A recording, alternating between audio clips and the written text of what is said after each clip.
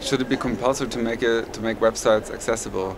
Well, that's a hard definition. So one is, who is there to enforce this? As far as I understand the internet, it's really hard to.